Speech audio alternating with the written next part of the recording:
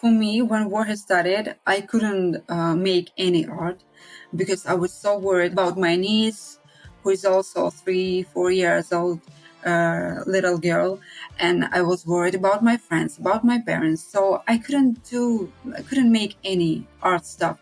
After 2 months, in the end of April, when I came back to Kyiv, I was full of ideas. So I wanted to express myself finally because I saw my parents, I saw my niece, I saw a lot of my friends. They're okay. Everyone is alive. Okay, now I can express myself better. Now I can have my place because I couldn't find peaceful place. It's difficult. And I just, okay, it doesn't matter, anything. I just wanted to create. Hi and welcome to a new episode of the Yellow Van Stories. I'm your host and driver, Bastian. We are very happy and grateful that you have found your way onto the Yellow Van again today. We've been waiting just for you and kept your usual seat by the window side. After Russia's invasion of Ukraine, the topic of the second season became very clear to us. We decided to invite Ukrainians into the van to share their stories with us and to learn more about Ukraine's cultural identity because too often it has been appropriated by a chauvinistic Russian narrative. The same narrative that now serves as a pretense to the war. So supporting Ukraine, in our opinion, therefore has a very strong cultural dimension as well. Fonzie's in first gear already, and we are good to go. So buckle up and sit back, because today we're going to meet Gayane in New York.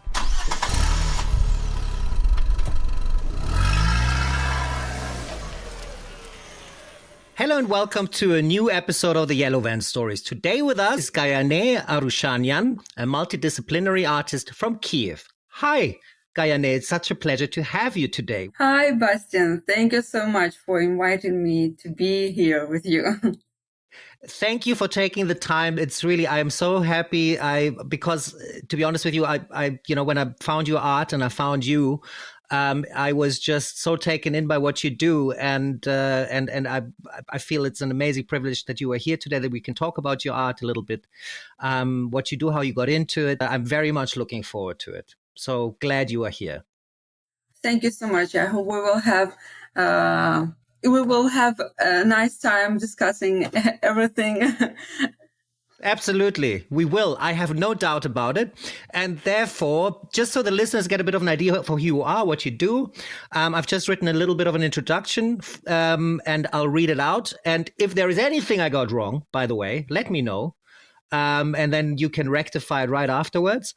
But I hope I didn't. Let's see how well I did this time. Okay? Okay. All right. Gayane Arushanyan is a multidisciplinary artist from Kyiv. She's the founder of the School of Experimental Art in Kyiv and the G-Art Studio in Zaporizhzhia.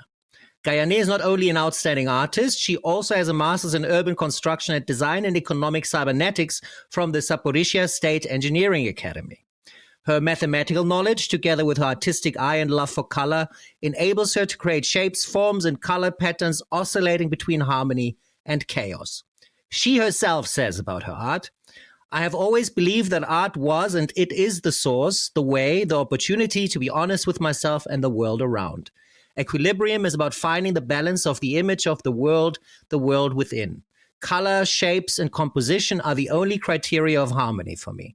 There's an ideal state of the world around, and it's chaos. And all of this is in the indefinite darkness that you and I reveal every day." Gayane was born in Armenia and had to flee her home when the first war between Armenia and Azerbaijan broke out. And in our prep call, she said that the Russian invasion of Ukraine on the 24th of February last year made a lot of those memories resurface. So today we want to take a look at Gayane's very personal story of becoming an artist, the Ukrainian art world in a more general way, and the challenges it faces because of the war. And a lot more, of course. So it is a great pleasure and privilege to have you with us in the Yellow Van today, Gayane. Welcome aboard. Thank you so much. Thank you for inviting me. It's well, thank you for coming. That's, you know, the invitation is the one thing, but taking the time is marvelous, especially, and this is what we're going to get into right away. Where are you right now? Actually, you should say where you are right now. Yeah, I'm in New York now. I came here.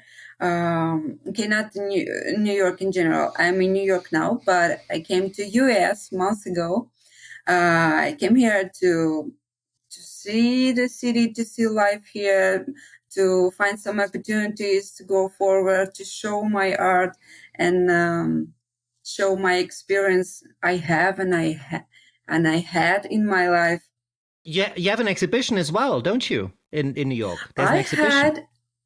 I had a small exhibition in New York, in I would say it was night party of the art collectioners of New York, where I had an exhibition, and also I took part in another exhibition which calls Design on a Dime.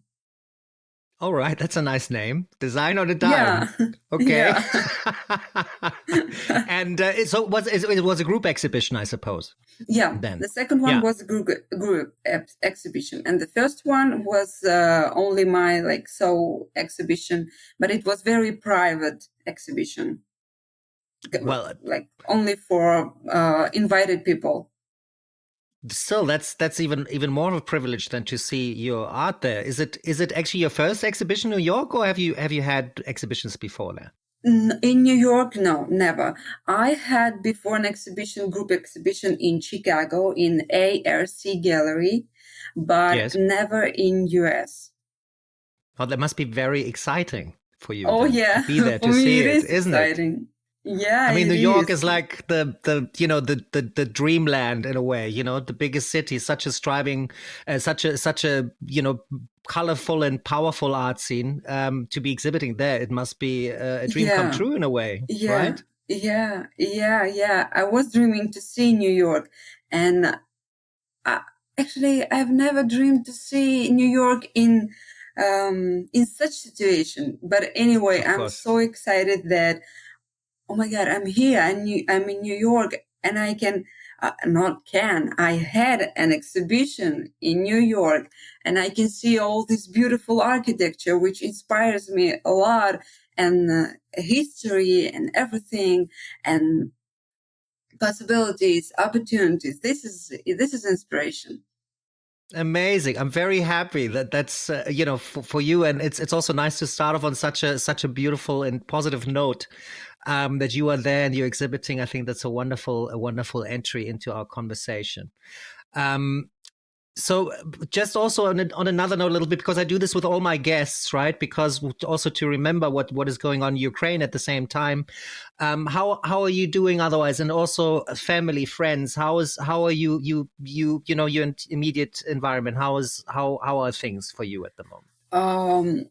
So last night, Russia fired 3 cities where my parents, my friends, and some of my relatives living. So they fired Zaporizhzhia, where my parents are living, and thanks God they're okay. Also, they fired Kyiv, where my sister living, and all of my friends living, and thanks God they're also okay. And also Odessa, where my close friends living. So again, they're alive. When people ask me how are they, the only question I have, they are alive. I can't say how are they, because also when I was in Ukraine, this feeling that you already adapted to the war, and actually it's awful. It's not okay to be adapted to this kind of situation, but I have no other answer. I've had this before, it sounds like, for me, like it's very hard to imagine that you would get accustomed to something like war, but I've heard it before from other people I've interviewed, and that is, I think, an actual tragedy that you have to get used to something like this uncertainty Yeah. and the not knowing of any kind of future and this constant fear also of for your loved ones, for friends, family. It's hardly imaginable for me. I can't do it, and it's always very sad for me and tragic to hear it. Does giving, and it just also but does being in New York at the moment give you a little bit of a relief to this? Like, is this being away from Ukraine and in New York where you are safe?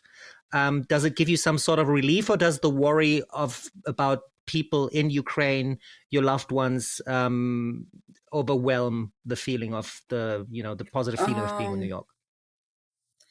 I think I can control myself, so it's not. I'm not getting to panic quickly, so it's not overwhelming. But at the same time, I'm thinking a lot about my parents, about my friends, about people are dying. As you know, I think you read about last news in Kherson, about 30 people died, and in Uman, and also about 23 people died. So anyway, maybe I don't know that people, yes, but I'm thinking about that because this is the place I was born. This is the people I know, like in general, this is about Ukrainian people. So I'm thinking about that, like, oh, maybe it's just human part of me, it's okay to think about this, but also thinking about my parents and about my friends. I'm just trying to be calm, and also at the same time I understand that nothing is in my hand. Everything I can do, I'm doing my best, everything, but I can't, just stop the war. Unfortunately, I can't do it. So this is the feelings I have, but I feel safe in New York. And even more in New York, I feel like I'm in Kyiv. I don't know. New Oh, York really? has this energy, everything is fast. Somehow I share these feelings about New York as about Kyiv. So I feel even lonely here. I don't know why, but I don't feel lonely here in this city. That's very nice to hear. I'm sure you meet a lot of people as well, also through the exhibitions, and people wanting to meet you, and who is this woman that paints these amazing images. So I'm sure you have enough people coming and going and saying their hellos, and I'm sure you're not bored. Exhibitions Yeah, are a wonderful thing in that sense because you meet a lot of new people, right? yeah. Because I said in your introduction as well that you are actually from you were born in Armenia and you had to leave the country at 3 years old because of the first war between Azerbaijan and Armenia. And you said a lot of the feelings from back then have resurfaced a little bit, or it reminded you of that to some degree. Can you describe a little bit how it reminded you, or how it took you back to that time? I remember in 2014 when war has started in Donbass. I was living with my parents in Zaporizhzhia, and we have this. I don't know how they call it. They just were practicing air raid sirens in every city of Ukraine. And I remember I was in a public transport, and in the city center, I've heard that air raid siren, and it was such a flashback to my childhood. And I can't explain that. This is the thing, you just feel in it, because I was too small maybe to understand. Yes, but I felt that. So I had that first flashback in 2014 in Zaporizhzhia, and the same time, not the same time, and also the same flashback I had on February 24, when war, actually not war, full escalation, yes, in Ukraine started, invasion started in Ukraine. And actually I woke up at 5 o'clock because I've heard the explosions, and there was this. These explosions were explosions in Borispil, where is the most important airport of Ukraine is situated. And about between 7 and 8 a.m., I heard again that air raid siren, and again I felt that feelings, and it was it wasn't panic. It was, I don't know, it's like something between life and death. Something between these two lines. This is the feeling. I can express it like this. But then I understand, like, no panic. If it starts now, I should do something. So I just understand, okay, my first aid kit, my everything, like my clothes, everything I need, my documents. I prepared everything, and I was ready, I don't know, for everything. At that time, I've heard that air raid siren. I was ready for everything, but I was trying not to panic. So I just, I think I left that feelings in the past, and I understood that all I have is now, and now I should be strong. I'm not that little kid. No, I'm not 3-4 years old. No, I'm strong, and I can do everything I can do now, and prepared all my stuff to be ready for war and to go to the shelter. I don't know. Yes. What you also said is because you started off with 2014, and we have pointed it out before in this podcast as well. I think in order to understand the current war and the invasion of Russia in Ukraine, you have to actually go back to 2014 and see this as a conflict that was actually started back then, not in 2022. It was just a frozen conflict, but it was the same war that is going on now. That was actually started in 2014. Would you agree with that? Yes, of course. Of course. It wasn't frozen. It was going on, just it was in Donbass. It wasn't frozen. That I meant geographically, yeah. But you are absolutely right. That wasn't the best term. Yes, you're absolutely right. Very, very good to point that out. Yeah. So that's why I wanted to say that just in that context, because we come across this a lot of the times, and I do believe really a key in understanding what is happening is in not making the mistake of just starting this in 2022. A lot of the times also I hear nobody really wanted to believe that this is really imminent, that this might happen, right? On 24th of February. How was it for you? Did you see something like this coming, or were you surprised as everybody else when the news struck you? It wasn't surprised for me, but I didn't believe it's possible. It's 21st century, and it's the center of Europe. I couldn't believe it's possible, such a full-scale invasion.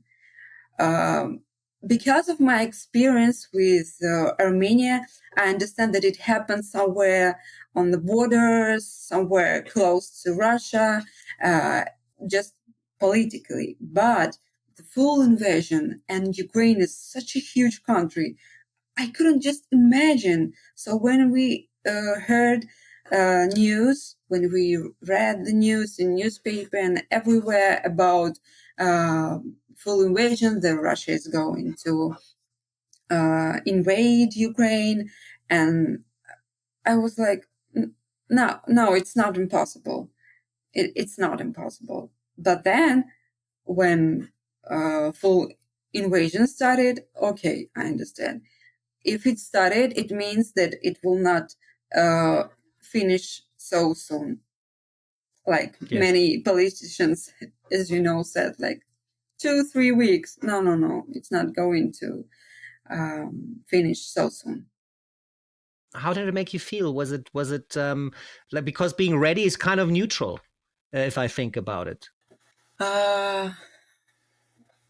Being ready is about feeling, about one of the feelings inside of me, but at the same time, I was so angry about that. Like, how did just? I had a lot of questions in my head, and also, by the way, in 2014, I wrote a poem, which are just questions, and it was like, how it's possible, why people should die, and why it's happening in 21st century. I had a lot of questions. I still have that, a lot of questions. Oh, me too. But Yes. but at the same time, it was like, I'm ready, I don't know, to fight with my my feelings, because I didn't want to be weak, because I saw a lot of people who were in stress, who were in panic, and I understand, okay, I'm not that kind of people, that kind of, I don't know, people are different, and some of them didn't see the war, and some of them didn't feel the feelings I feel. So now I should be strong, and I can help some people to be stronger than they are now, because they are not, they're in panic and they need my help. Wow, it seems you were very clear nonetheless. Like your mind was very clear. That's amazing. Yeah, Even though yeah. I also hear that, surprisingly, from a lot of people, that anger is an emotion that most people felt as well, and including me as well. I felt so incredibly angry, and and I was so far away nonetheless. But I felt such an anger that day and the following days, and I still do. So I absolutely relate to that. I'd like to turn our attention a little bit away from the immediacy of the war now and go a little back to how it started with you as well, when you were 3 years old and you left Armenia and came to Ukraine, right? Ukraine is a multi-ethnic state with a lot of different cultural influences, which makes Ukraine an incredibly interesting country to study, to understand, to try and understand. In my case, actually, more than anything. So, how was it? Do you remember your moment of arrival in Ukraine? How it felt for you to be there at 3 years old, or is that too long ago? No, I remember a lot of things. I don't know. I don't know how. Maybe because I'm the person who, I don't know, who feel some, who have very, very deep feelings about something, and I understand it through the, I don't know, through the space, through the thoughts, through, I don't know, some feelings of other people. So that's why, I don't know, I think maybe because of this, I remember a lot of things.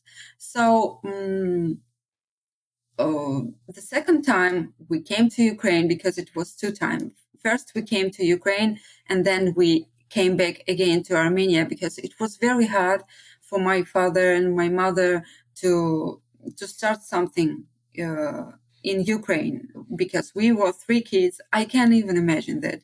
I have no kids now, but I can't imagine how it is difficult. And second time, when we came back, my grandfather and grandmother, they said, you will not find a peace, and you will not find a good job to raise your kids. So go back to Ukraine and start a new life there. So we came back again to Ukraine, and we came to Ukraine through. We had no any flights in Armenia. Everything was closed, and somehow my uncle has some connections in the airport, and with military helicopter, we had a flight to Ukraine with I guess Ukrainian soldiers, And I remember when it was in airport, by the way, which is fired by Russia now. And I remember that way from airport to the place we should stay with my uncle because he was here. And it was like, wow, it was like, fresh air. But at the same time, it was so new to me. It was very new because I was a little kid and I've never seen all these landscapes and everything. But I remember, I definitely remember, I would say the plot of the scene where my uncle, my mom, with three of us is going to the place where we should stay. And then how was the settling in for you? Obviously, everything had just kind of, I wouldn't say fallen apart at all, because you had your family, right? So you have this thing this which is creating this continuity, I think, in these times, right, where everything feels like everything is changing. And I think it is so important to have that. I think this is what gives one really the safety, security that helps one deal in these situations very much. So your family was that nucleus that you had, but other than that, what were your first impressions of Ukraine? Like, did it feel foreign to you? Did you feel like, did you regret coming there? Would you have loved to go back? How was your emotional state at that time? I think I was a kid, just 4 years old kid, and because of this, I had no experience, of comparing because this is new. Life is too new, 3 years old, yeah. So I think we compare with something when we had big experience to compare, and when we are an adult, we compare even more than when we are kids. So I didn't compare it with Armenia because I didn't understand. Actually, I think I didn't understand what it was. But as my mother told, we had a lot of difficulties. We were living like five of us in one room. We had no good food to eat. I had no a lot of, I don't know, toys or dolls like kids have now. For example, like my niece have plenty of them. Yeah. So that's why for me it was so new. So I didn't understand something difficult. But how my parents told us, it was really very hard times, very difficult times. But for me, it wasn't that difficult because I wasn't thinking about life. I was thinking about having my good day. I don't know, go to I don't know, to have fun with kids, or Yeah, I don't know, I very think very simple things.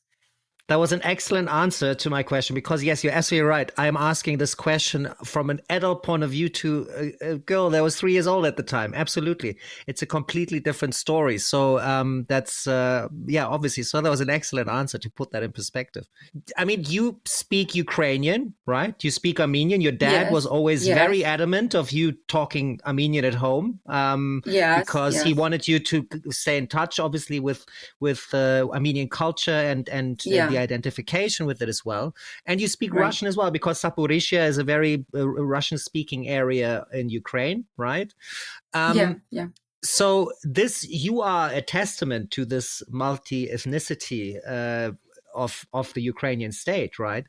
Um, how do you like, if you put it all together and having grown up there like this with many different influences that you have, how does this multi-ethnicity for Ukraine pose opportunities and also challenges? What would you say? Maybe start with the challenges, or are there any challenges? Oh yeah. It was a huge challenge for me to speak Russian with kids in a school. So I'm so sorry. I have a podcast. Sorry. Oh, okay. I'll talk to you later.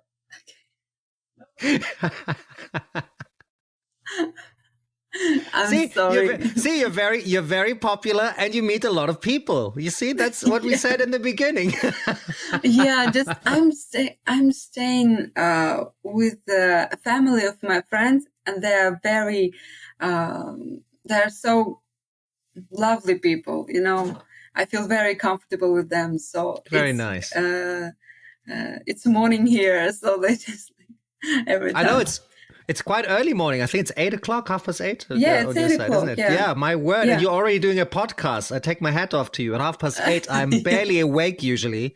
I have my first cup of coffee and I am just, just don't ask me any questions because you won't get any usable reply. Yes, so amazing. Well done. Okay, yeah. I'm not going to ask you next time when I help podcast. Yeah. Perfect. So we were talking about the multi-ethnicity because also just quickly, because Ukraine is the center of Europe, right? We very often speak of Eastern Europe, but actually if you look at it, it's very much the center. And there have been motions of people like throughout history. And, you have Armenian, you have large Jewish, Russian, Ukrainian communities, and all of them in contact with other Tatars, Muslim influences. The Mongols were there. It's crazy. Like over the centuries, how many different influences there were. So that's also why I'm asking the questions, especially out of your perspective, because I'm very interested to hear. So, having experienced all of that, and especially also Zaporizhzhia, where there's a lot of things coming together.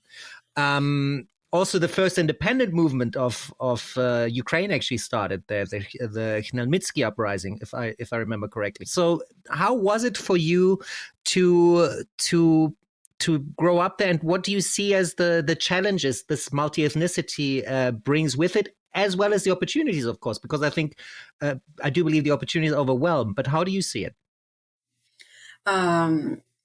First, it was one challenge I had when I was a little kid, like 4 or 5 years old. I remember it because I couldn't speak any Russian, any Ukrainian. So I came to Ukraine with my family, but my mother and my father, they're talking Russian because in Armenia, they were studying Russian. Yeah. But I didn't know any Russian. I was just talking Armenian language, and it's not actually Armenian, it's dialect.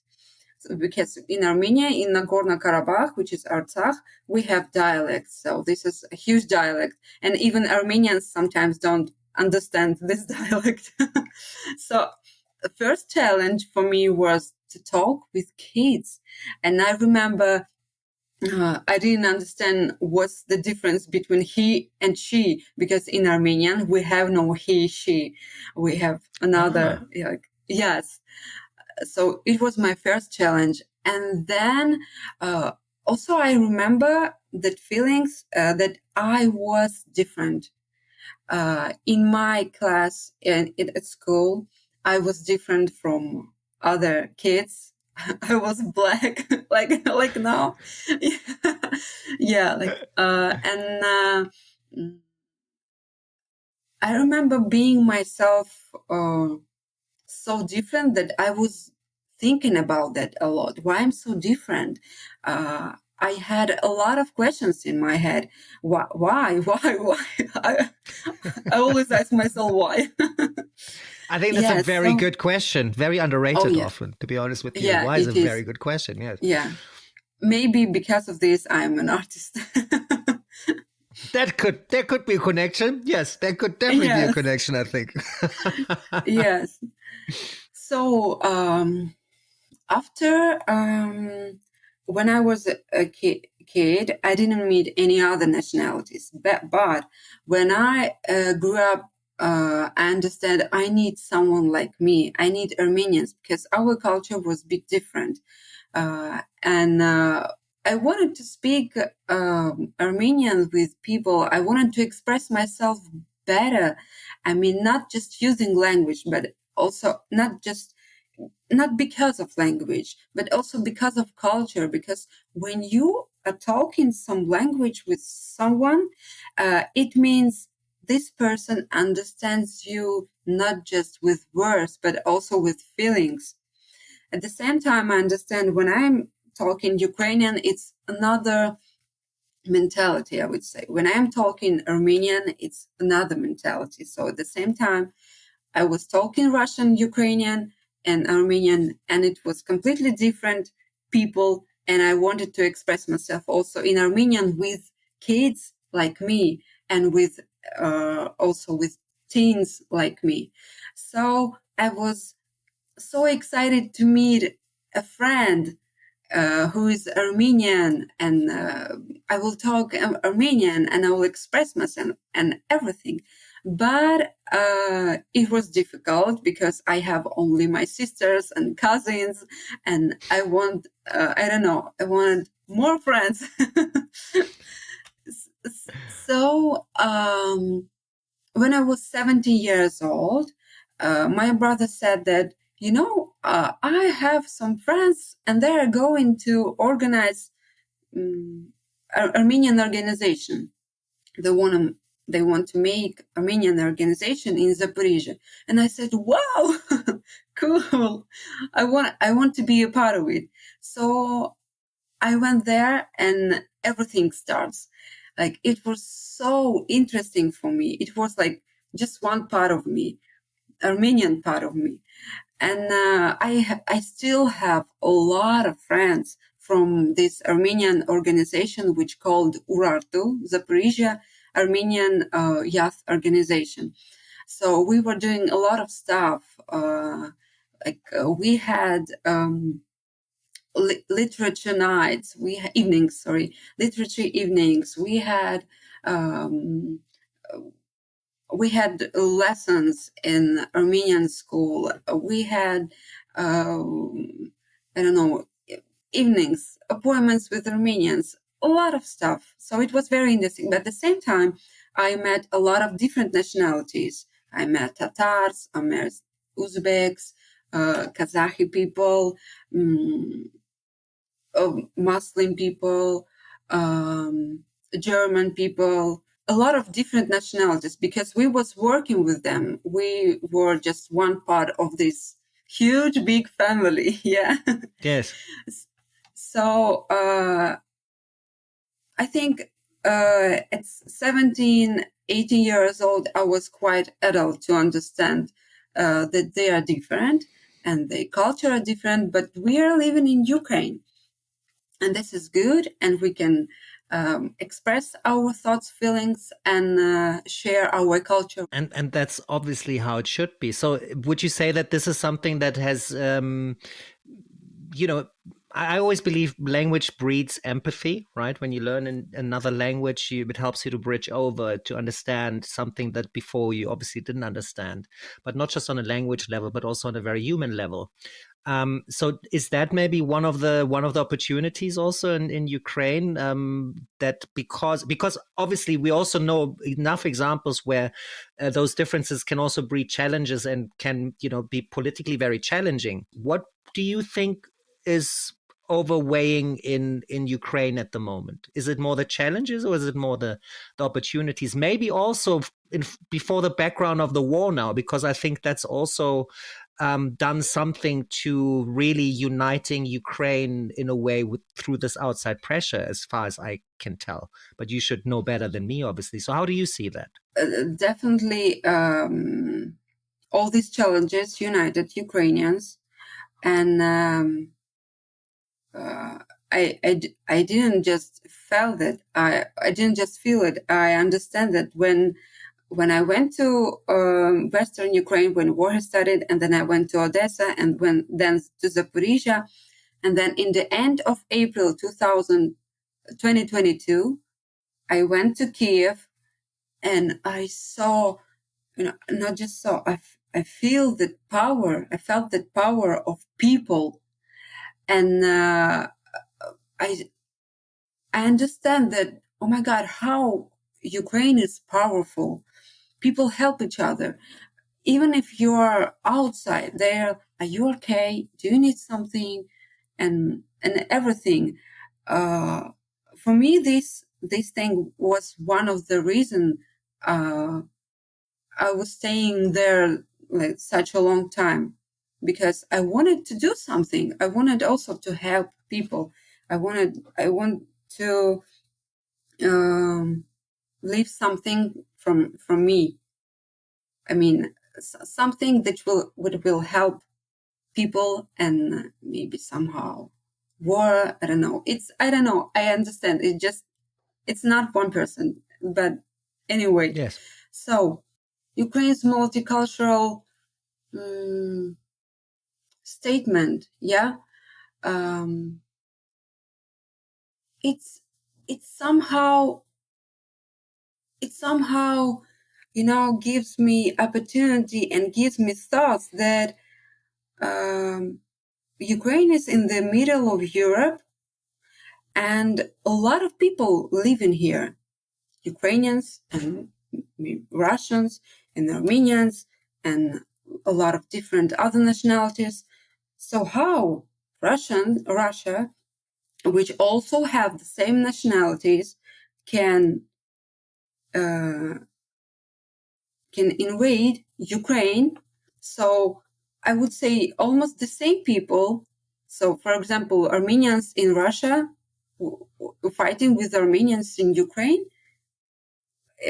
So it's not a war between just Russia and Ukraine. It's a big war, because a lot of nationalities living in Ukraine and at the same time in Russia. And when we heard stories about Chechens who were fighting for Russia, and at the same time, we know a lot of people like Chechens in Ukraine, and I was thinking, so what they're going to do if they will meet somewhere in the front line? For me, it was a question. I think in 21st century, when everything is so mixed, war is just, I don't know, it's the thing we shouldn't have had. That's all. I don't know. Yes. It's difficult. I know it's always difficult to talk about opportunities in a time of war where people are dying and bombs are being dropped and rockets are being launched. I am fully aware of that. But is there maybe something, could this also be the opportunity in this for me to come to a better intercultural communication in a way? And in Ukraine, is there an opportunity like that, you think? I think different, because I understand that everything has two sides. At the same time, it's opportunity of making Ukraine better. But at the same time, for another people, it's the reason to divide, to separate people. So I think we should have very deeply about our origin in Ukraine, and doesn't matter who we are. I'm the citizen of Ukraine. It means I'm Ukrainian, but at the same time I'm Armenian. But in this case, I should think like Ukrainian. I should think like for what will be better for Ukraine and will be better for peace in Ukraine. Absolutely. I also think about, and this is the only way to look at it. This should be the premise, the number one sponsoring thought of everything, of every action, right? Obviously. Obviously to most of us, not obvious to some, otherwise this war would have never taken place. But I'm also thinking, just because I feel there's one tremendous failure, one amazingly beautiful failure in the thinking of Vladimir Putin, to put it this way, because he felt, I think, that he could divide the people in Ukraine with pro-Russian propaganda, and he thought that he would actually get, like, the Russian-speaking Ukrainian population to his side. So they would support his cause, and Ukraine would fall a lot easier because of that. But that was a big failure because, and this is bringing us back to, the original question that I had, because people united behind the idea of an independent Ukraine, a free, independent Ukraine, and that the war is still ongoing, actually, has a lot to do with people saying no to this propaganda, no to this war, no matter where they stand culturally. And I think, therefore, Ukraine is, for me, such an incredible example of how that can work and how it can actually enrich and overcome all these outside forces once you gather behind an idea that is not sponsored by just culture, not sponsored by where you're from, identity or social whereabouts, but an idea that's really rooted in freedom and independence and peace. Right. And this is what unites us all. And I think Ukraine is a prime example for that. And with that, I will close this very long-winded question that I asked you. Does it make sense what I said in the end? This is the most important question because you know much more about this than I am. I'm just, I have half a mind of studying Ukrainian history and stuff, and I love it very much. But you know Ukraine, so does it make any sense what I said? It makes it makes a huge sense. Thank you very much. Okay, with having taken that turn now a little bit, I would actually step away now a little bit from the political side of it, and I would very much like to talk more about your painting and your art, because your painting and your art is absolutely marvelous and beautiful, and I love it very much. When I discovered it, I was like, I definitely want to talk to this artist because it will be a privilege. Now you're here today, and I'm very happy about that. Do you actually remember when you first picked up a brush? Yeah. yeah. When was that? Yeah. I remember not just this. I remember so I was inspired. I was 10 years old, and I saw a friend of mine who are my neighbor. She was painting, and I saw her first painting of her, and I was like, wow. I would like to do this. This is, I remember, and first brush and my first painting, I remember. Very nice. Do you remember the feeling, what it was like to first, put your brush and paint and just, go on a canvas or a piece of paper? Probably it wasn't a canvas right away, I suppose. Yeah. It was a piece of paper, and I remember it was challenging for me, but at the same time, it was so interesting. Like, oh wow, this is how it should be, or like, oh wow. It has some, I don't know, it has some rules. Oh, this is how I can show leaves. And this is how I can show, I don't know, beautiful sky. And it was like, I didn't know about that. I was so deep in this emotions and feelings to create. So I didn't even think about future. I just wanted to do now what I'm doing. That's all.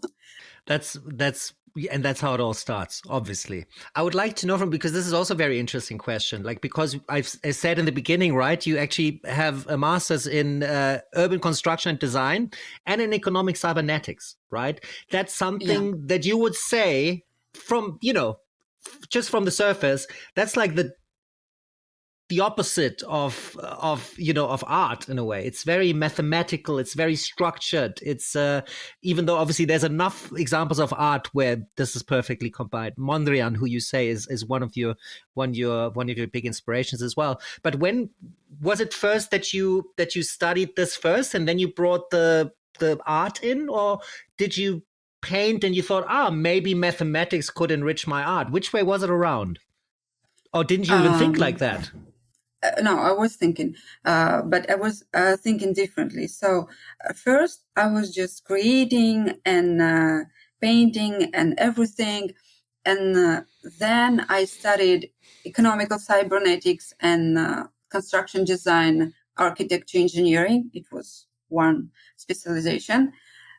And after many years, like 4 or 5 years, I was trying to understand what I feel about this painting, what I'm doing. And I came to the conclusion that everything is so connected, and I can see math here. I can see the rules of the nature in my paintings, in my abstract art. And this is what I want to explore and research in my career, in my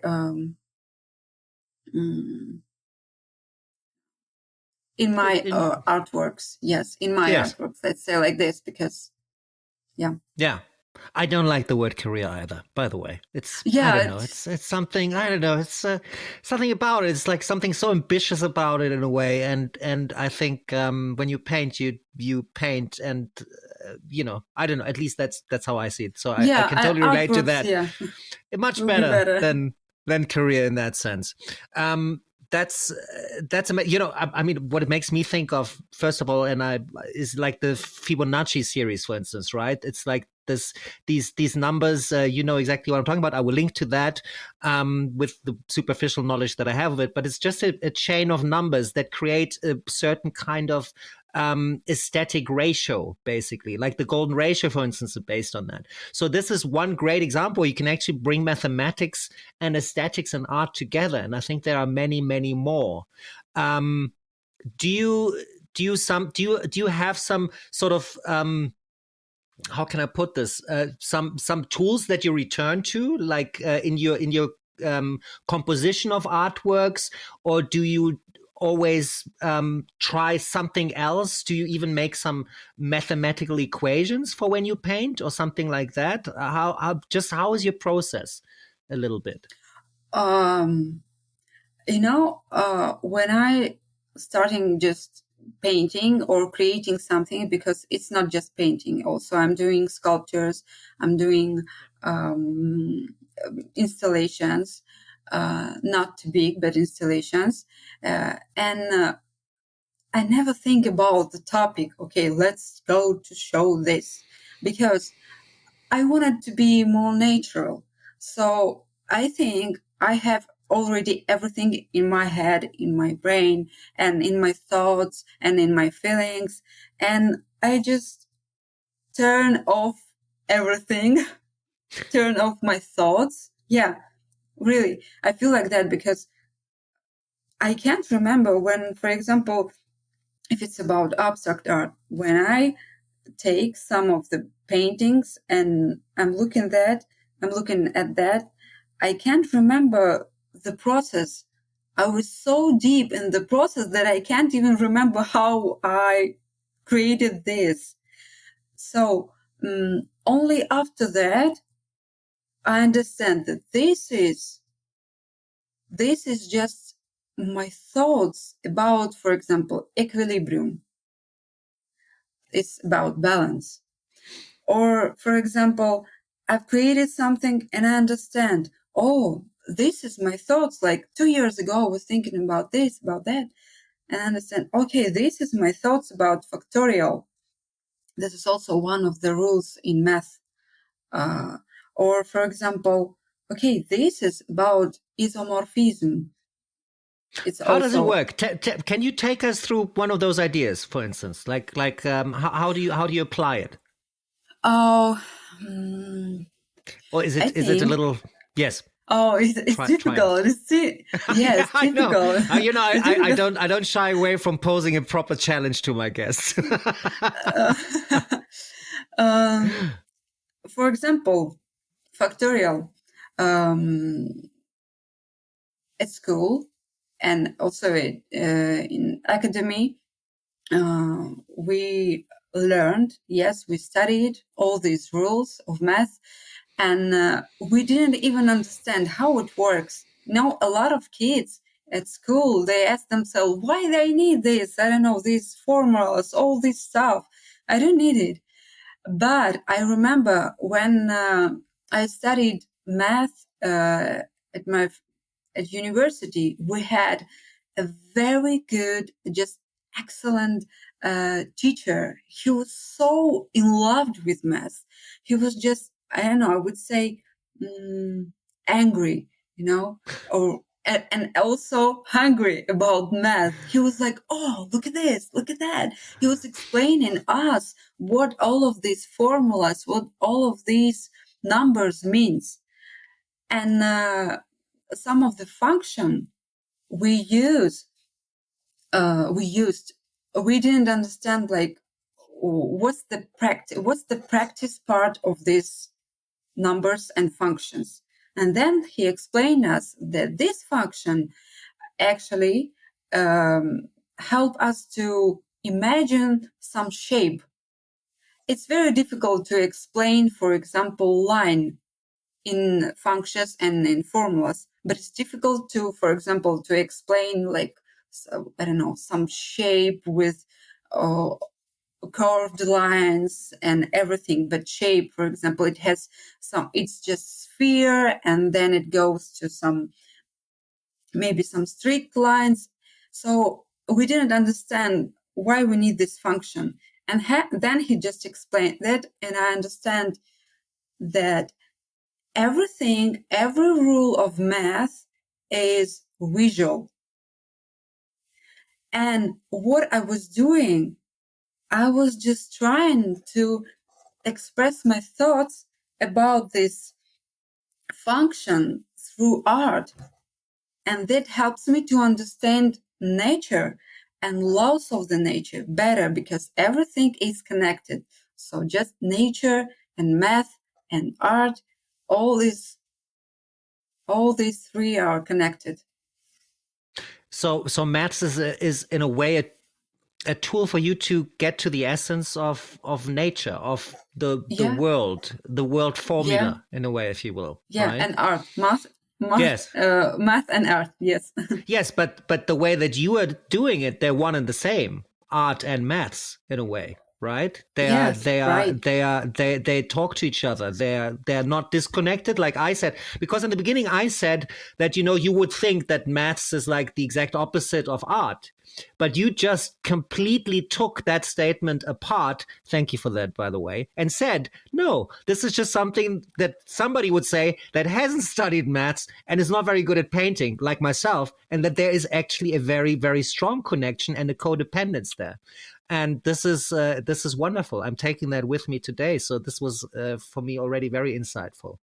Thank you very much for taking us a little bit on the journey as well of how you create your artwork.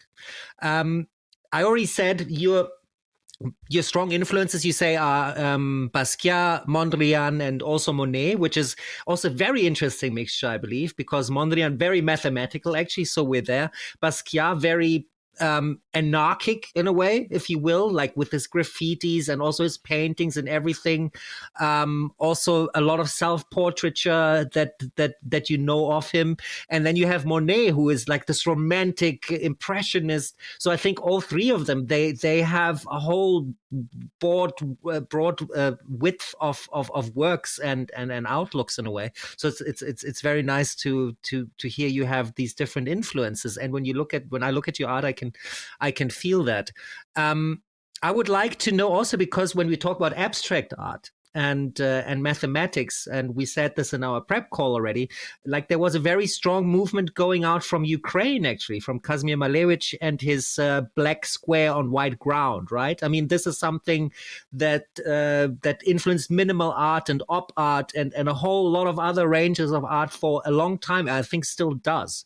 And he's Ukrainian, even though Malevich is very often sold to us in the West, I would say, with a broad brush, as a Soviet artist, right? Where the great big misunderstanding is already happening.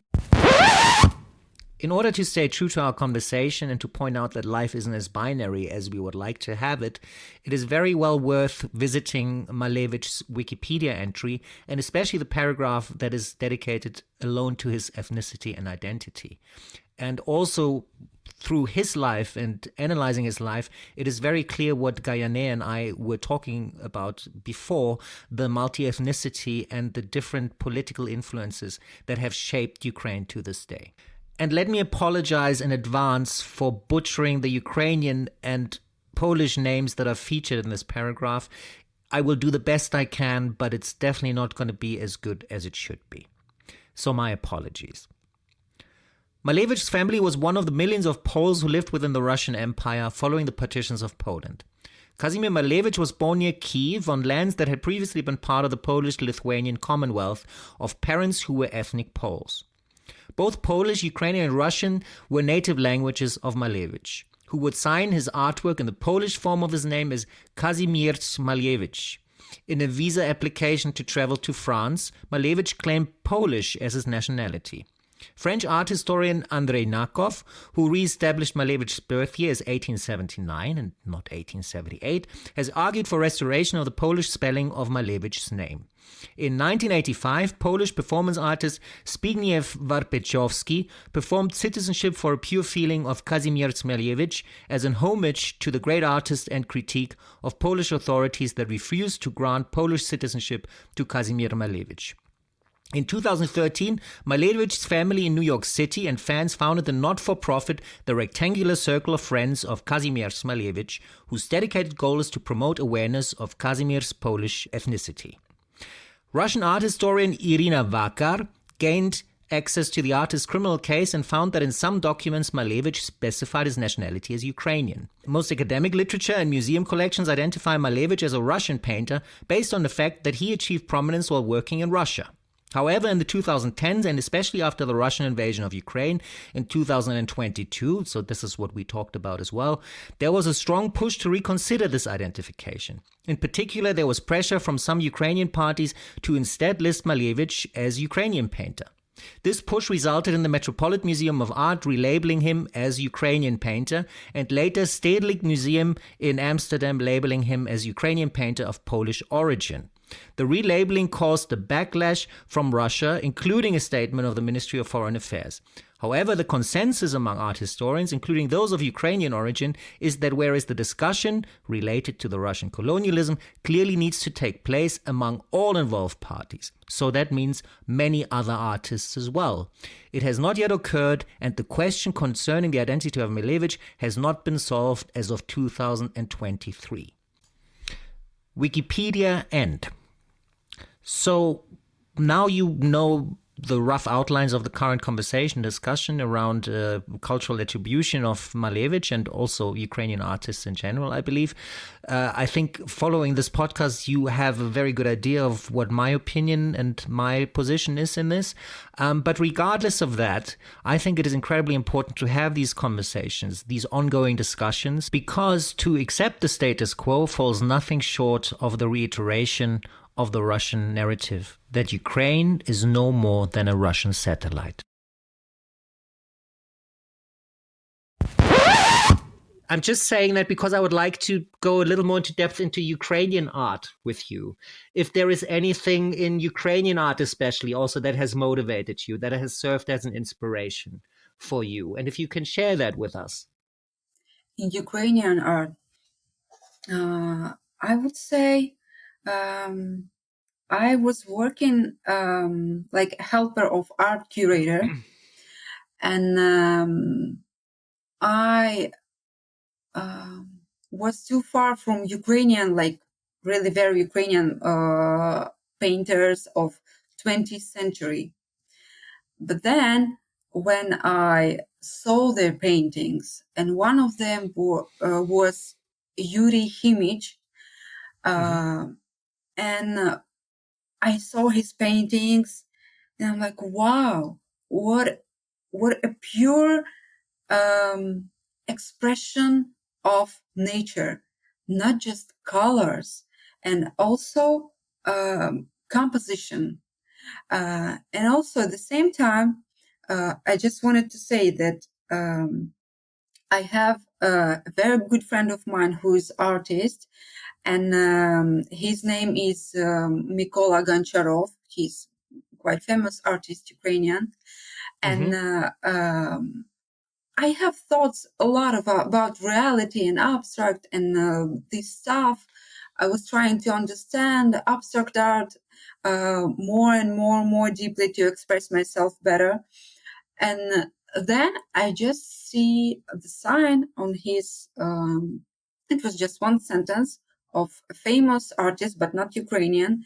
His name is Morandi, and Giorgio Morandi. And it was written, "Nothing is more abstract than reality." So I've come I was across like, that. I've seen that somewhere. Yes, yeah, yes. this is what I was thinking about. And his expressions, literally his expressions, just the sentence, "This is me," what I was thinking about this, like, about during these 2 years.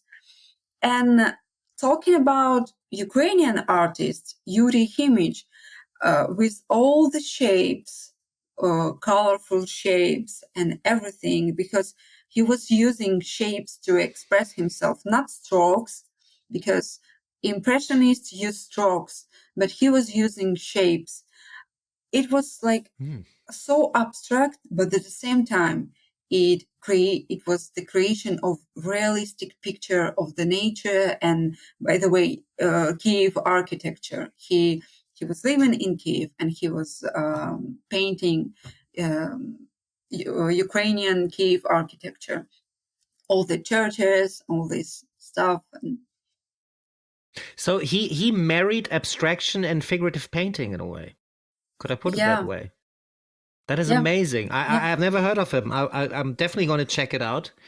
I will link to that, of course, as well. I have to always point that out, but I think most listeners will know by now that usually they find everything in the show notes. Very amazing. I can't wait to see that.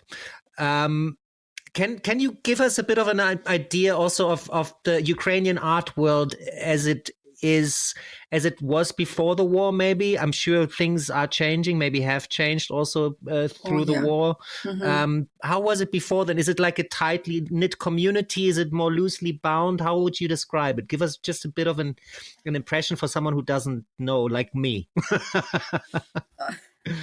Ukraine has a lot of beautiful artists, very strong masters of the brush, and Ukraine's market, art market, is not so involved, unfortunately, to world art market. I think because of the history, because of the Russia and Soviet Union and everything. But for example, for the last 20 years, I understand that Ukraine has a lot of these kind of masters, and they are not represented in many museums like Russians, for example, like Russian masters and painters. And Ukraine was the country who was trying to be in that world art market, yes. And when war started, the full invasion started, all of the artists had opportunity. I don't know. It's so. It's bad to say because because of the war they had the opportunity, because war doesn't give opportunities, but at the same time, because of the war, a lot of people outside the Ukraine, they wanted to understand what is happening in Ukraine, what's the Yes. country of Ukraine, yes, and everything, and about culture and people and language. So Ukrainians, because of the war, almost all the Ukrainian artists started to express themselves, express everything about their thoughts about war through the art. And a lot of them had and still have exhibitions and everywhere, and in Ukraine and outside of the Ukraine. And I would say that Ukrainian art world became stronger because we understand, and Ukrainians understand, that we are we are powerful, not just in the way of our being independent, and also in art. So it gives some energy to express themselves more than they were doing before. That is, I mean, we said it earlier, right? To talk of opportunities while bombs are being dropped and rockets are being launched and people are dying is difficult. Nonetheless, I believe it is also one of life's truths, is that there's opportunity everywhere, also in the deepest crises, and even when humanity itself feels at stake sometimes. So this is just how it is. I think that is a very good development in that sense, though, because I was in Berlin actually this weekend, because I was also part of a group exhibition. It was just on the weekend, so I also met a lot of people, and it was very nice. And I met an old friend of mine who now works for the Berlin Ensemble, the theater. Greetings to Ingo, by the way. It was very nice seeing you. And he told me that the Berlin Ensemble is one of the greatest theaters, the biggest theaters and greatest theaters, I think he would agree, in Germany. And he also said that they're working a lot more with Ukrainian artists, Ukrainian performance, Ukrainian theater, because they realized there was an overrepresentation also of Russian art everywhere, like whether it's music, whether it's theater. So where this whole narrative of Russian narrative that is now serving as the pretense to the war was very eagerly taken up by Europe, the Western world, if you will, and that caused a lot of bad decisions, right? So at least there is an awareness of that now and a consciousness, and I think especially also the cultural world is trying to rectify some of the like the gross negligence that was happening there before the time, and that's great to know and great to hear, and you are confirming that. So that is one of the opportunities that is rising out of it. Absolutely. So I was also going to ask you, what's the impact of the war on Ukrainian artists? I mean, other than obviously it is without a doubt going to be a very strong narrative and recurring theme probably in Ukrainian art is the war, because usually art answers to societal calls and challenges. But what else? What else do you think could be the impact besides what we just discussed? I think art helped a lot to express not just feelings of artists, but also to express, to show the history, which is very good. Yes, because it was happening many years ago and thousand years ago.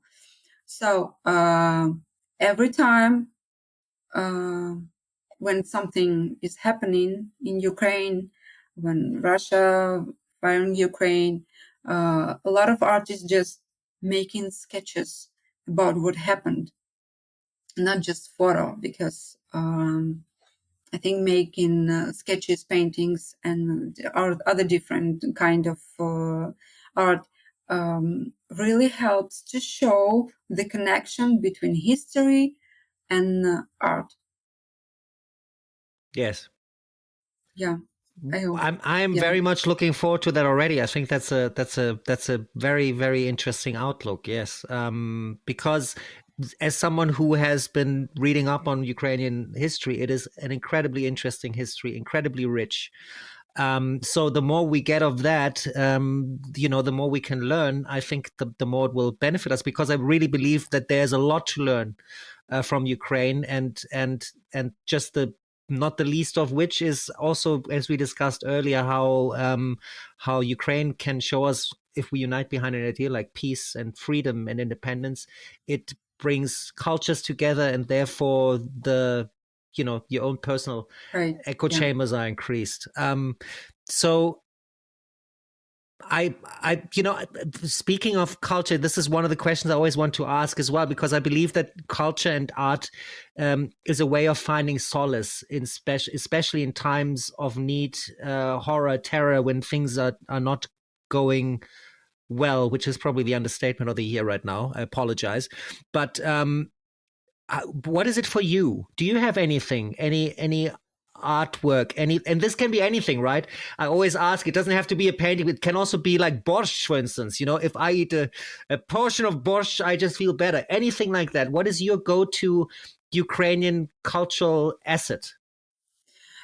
So for me, when war has started, I couldn't make any art because I was so worried about my niece, who is also 3, 4 years old, little girl, and I was worried about my friends, about my parents. So I couldn't make any art stuff.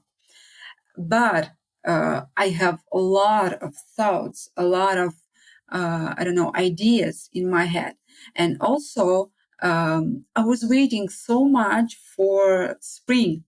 It was February, and every time in the end of winter, I'm waiting for spring. I'm waiting for I don't know, this blooming and the sunny weather and everything. And I was too much to eat, about this waiting. I was too much into this. But war had started, and at the same time, I was worried about everyone, and I couldn't do anything. I couldn't make any stuff, and I was like, after 2 months, in the end of April, when I came back to Kyiv, I was full of ideas. So I wanted to express myself finally, because I saw my parents, I saw my niece, I saw a lot of my friends. They're okay. Everyone is alive. And okay, now I can express myself better. Now I can have my place, because I couldn't find peaceful place. It's difficult. Yeah. Yes. And I just, okay, doesn't matter anything. I just wanted to create. And first artwork was the flower and the bullet inside of this part of the flower. And the second one was, do you remember in March when they fired the hospital in Mariupol, and there was a girl with baby. She was pregnant. Yes, pregnant, and then I guess she had a baby. I saw her like an angel with these blooming leaves, because she had a blanket, and I thought, this blanket looks like uh, blooming leaves, and I had the painting of this girl like an angel, and the background was fire, and I had the thought that she's Ukraine. She is about to bloom, but she's on fire, and I call it Ukraine in fire. And finally, I expressed myself, and also after that, before the war, I had a lot of ideas, but I understood that, okay, it's war, what I'm going to do, and all this stuff. And when we had blackouts, I decided finally leave like thoughts about future and just create now, just create. And I created a series of artworks, which also about equilibrium, but they call nets. And also a big dream of mine was to create sculptures. And I was so inspired about that. And doesn't matter. I was thinking like, oh my God, who knows where I will be tomorrow. Maybe I'm not going to leave tomorrow, who knows. So I want just create these sculptures, because I was dreaming about, I don't know, 2 years about this. So I also created two sculptures, one series of artworks, equilibrium, net, and these two artworks about war. And I have also another. So I made a lot of artworks, so it I, inspired me. I saw the sculptures, and they're very beautiful. And I find especially beautiful how they correspond to your paintings as well. And when I earlier asked you just about your paintings, yes, I did not mention the sculptures, and they're very beautiful in their own right. But it's just beautiful how they extend, out of the Oh, canvas, how they become something of their own right, and are nonetheless fully integrated with the rest of it. It's very beautiful, very, very oh, beautiful. thank you. By the way, I Thank can only you. recommend, I will obviously link to your website as well. And everybody should go there because it's a very beautiful website with a lot of beautiful artwork. And also the landing video is just showing you at work. It's like this abstract video of you painting. It's really beautiful. You right away get a very good impression of how you work and how you do it. It's like dance. It's beautiful. So really go check it out. It'll be in the show notes. Um, is there anything also, like, any Ukrainian piece of music, any Ukrainian film, anything that means a lot to you, that Um, you feel yourself returning to throughout your life? uh, there is one song of Ukrainian composer. I don't remember the. I remember the music, but I don't Of remember the course. name. But that's how you it know, should be. That's how it should be. I'm very bad at names, but I'm good at feelings. Oh, Look, if you can't think of it now, don't worry. Maybe we yeah, can. I don't remember. You can look it up later, and Um, I will link I to would it. love to share the link because it's Yeah. such a beautiful composition, and it's Yes. classical composition. My God, I can't remember. Never mind. I will. I Okay, will. yeah, I will ask you again after this, and then I will just link to it, and I will have it under the headline Gayane's beautiful song, something like that. You will find it. It cannot be mistaken. Never mind. I'll come up with something. Now, in closing, actually, because because time is just flying by as always. My word, amazing how quickly time goes by. Already 1 hour 22. So I also want to let you go because there have already people been knocking on your door. I mean, really. So I would like to first of all go into your teaching, your painting, your teaching painting online, yeah, right? So for yeah. anyone who has listened to this today and's gone like, "Well, I would like to really meet this amazing artist and maybe get a couple of tips and everything," that's possible. So tell me, how did that start, and how is it ongoing now? It started when war has started. I understand that Okay. a lot of kids. I also teach kids painting. Need something that will relax their mind, and I wanted to help kids. And I was trying to do it online, and I understand. Okay, it's possible. It's very difficult to teach kids and adults online. Really, very difficult. It's not a lesson of, I don't know, of math or literature, it doesn't matter. But teaching arts online is difficult. So I started doing that. And I understand that it's possible, and I can help people.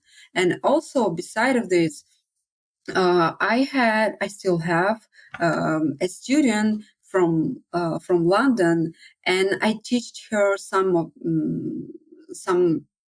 okay, some style of abstract art, and I teach her painting portrait online. And this is how we work together, and it helped us to help other people. So all money raised from these lessons, uh, I gave to families with kids, or just about some things, I don't know, food or stuff for kids they need, and just send it to them. That's amazing. So not only will someone be meeting you and can brush up on their artistic skills, their painting skills, or whatever they want to do, but they are actually also doing something good with the money. Yeah, It's really yeah, going to people that need it, and it helps them very much. So that's a wonderful idea. That's a great idea. I hope that a lot of people listening to this will be like, that sounds like something for me. That's really also, usually I finish with Ukraine aid, but I'm going to leave it at this. This is if people want to do something useful, and if they have, a couple of euros left over, or whatever currency you're thinking of, get in touch with Gayane. Link will be in the description as well. Thank in you. Closing, I would like to ask you something, because I find your name incredibly beautiful. Gayane Arushanyan. It's really poetry to me, and saying is very nice. I know it sounds like I'm the biggest suck up in the world, but I really feel that way. I wanted to know, does it have a meaning actually? Does your name have a meaning, like Gayane? Gayane, from Armenian, it translates like the woman who keeps the fire. All right. But this name comes from Persian. Okay. And also, Gayane was a woman who left Persia and who came to Armenia and recognized Christianity somehow. Okay. But also, I'm researching. I'm still researching everything about it. Not just because it's my name, also because it's interesting. I like etymology of everything. So absolutely, I relate. Yeah, also there is a name, Indian name, Gaia. It's the goddess of earth.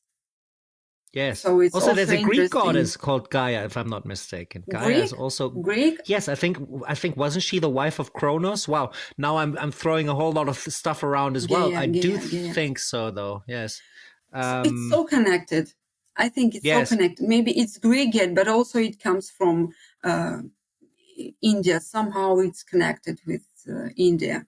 I know, a lot of connections. That's why I understand that everything is so mixed.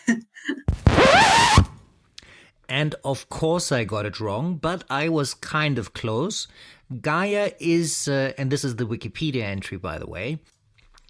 In Greek mythology, Gaia is the personification of the earth and one of the Greek primordial deities. Gaia is the ancestral mother of all life. And she is the mother, not the wife, of Uranos, the sky, from whose sexual union she bore the Titans, who Kronos was a part of. So for all the rest, and there is a lot, just click the link in the show notes and you will find a lot more information on her. But definitely worth checking it out. And with that little mythological excursion, let's jump back into the final part of Gayane's and my conversation. We finished on this note. I think The Woman Who Brings Fire is a fantastic name for you. Much deserved. It was a great pleasure to have you aboard the Yellow Van today. Thank you for sharing all your insights, for taking the time. And I think for me, I learned a lot. And at the end of the day, to me, that's all that matters. And I'm sure if I do, some of the other listeners will have too, I hope. Thank you so much. I was so happy to share. And I guess my inspiration with you and with all who is going to listen in this beautiful podcast. Thank you so much, Gayane. I wish you all the best, and we'll stay in touch. I hope that we meet in person one point or the other, maybe in Ukraine. It would be a great pleasure and privilege for me. All the best. Yeah. Thank you so much. All the best to you and all of the people around the world. And with this, we're at the end of this week's ride in the Yellow Van. Thank you so much for coming along with us again today. And thank you, Gayane, for your trust in me and the work we do at Mind the Bump Productions, for your stories and for your insights. The links to her work are in the show notes, and if you are interested in meeting Gayane's virtual self, check out her online art lessons, which you can find, I'm sure you guessed where. If you are Ukrainian and would like to come on the show, or if you know someone who should, please don't hesitate to contact us. We are happy and grateful for anyone reaching out to us on www.yellowvanstories.com, where you can also leave us your general feedback or ideas for improvements. I'm sure some things will come to mind. We hope to welcome you back next time. Until then, keep loving in the face of fear and stand with Ukraine. Take it away, Jim. But my message is clear. Keep loving in the face of fear.